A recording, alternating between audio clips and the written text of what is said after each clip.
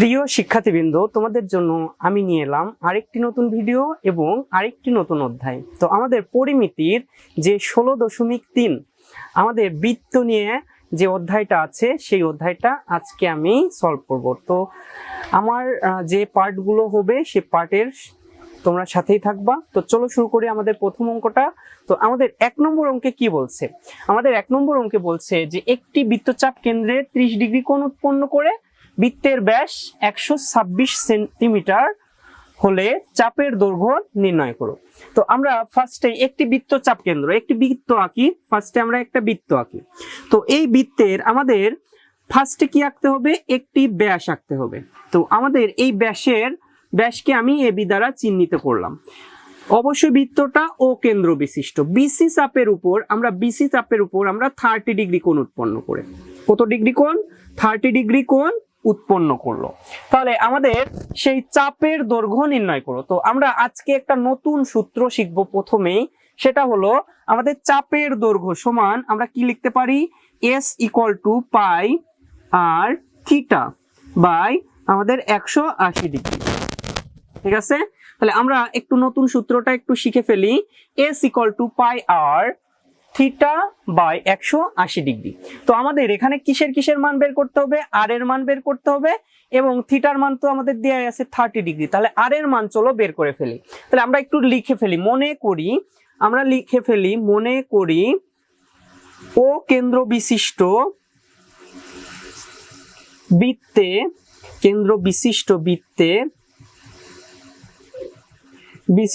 বৃত্তে আমাদের এবিটা কি? ব্যাস। ব্যাস আর ব্যাসার্ধর মধ্যে পার্থক্য কি জানো? ব্যাস হলো আমাদের পুরোটুকু, ঠিক আছে, আর ব্যাসার্ধটা হলো বৃত্তের অর্ধেক। ঠিক আছে, ব্যাসের অর্ধেক হলো ব্যাসার্ধ। আর আমাদের এখানে কি আমরা ব্যাসার্ধটাই আগে বের করব। তাহলে ও কেন্দ্র বিশিষ্ট বৃত্তে এবি আমাদের ব্যাস। তাহলে বিসি চাপের উপর আমরা কি আঁকছি? বিসি চাপের উপর কোণ বি ও সি সমান আমরা আঁকছি 30 ডিগ্রি। ঠিক আছে, 30 ডিগ্রি। ঠিক আছে, একটি বৃত্তচাপ কেন্দ্রে, তাহলে বৃত্তচাপ কেন্দ্র এইটুকু হলো আমাদের বৃত্তচাপ কেন্দ্র। তাহলে বিসি চাপের উপর বি ও সি সমান 30 ডিগ্রি। ওকে, এইটুকু কি তোমরা ক্লিয়ার? আশা করি তোমরা বুঝতে পারছো।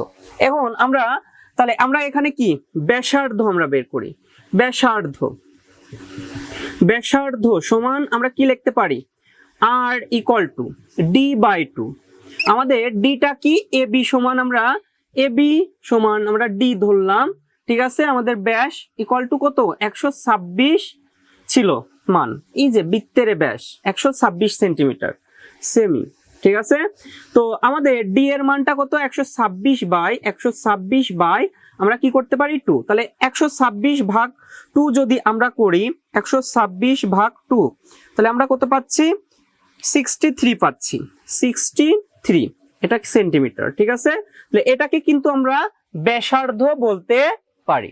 আশা করি এইটুকু বুঝতে পারছো। ক্লিয়ার? তো তারপরে দেখো আমরা কি করতে পারি। এরপর আমরা জানি ঠিক আছে, যেহেতু আর এর মান বের করছি, আমাদের পায়ের মান আমরা মুখস্থ। পায়ের মান হলো 3.1416। ঠিক আছে, আর থিটার মান কত? আমরা থিটার মান এইটাই তো, বি ও সি হলো থিটা হলো 30 ডিগ্রি। ঠিক আছে, থিটা হলো আমাদের 30 ডিগ্রি। তো আমরা কি করি? আমরা জানি এসটা কি? এসটা হলো আমাদের চাপের দৈর্ঘ্য। তো এস ইকুয়াল টু আমরা কি লিখতে পারি?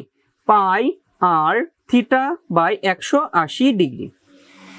ঠিক আছে, ইকুয়াল টু আমরা এখন মান বসাই। পায়ের মান কত? 3.1416 গুণ আর এর মান কত? আর এর মান হলো 63। ঠিক আছে, গুণ থিটার মান কত? আমাদের থিটা হলো আমাদের কত ডিগ্রি? 30 ডিগ্রি। ঠিক আছে, আমরা 30 ডিগ্রি লিখে ফেলি। থিটার মান 30 ডিগ্রি বাই 180 ডিগ্রি। এখন ডিগ্রি কিন্তু এখানে কাটা হয়ে যাচ্ছে, একটু খেয়াল করো।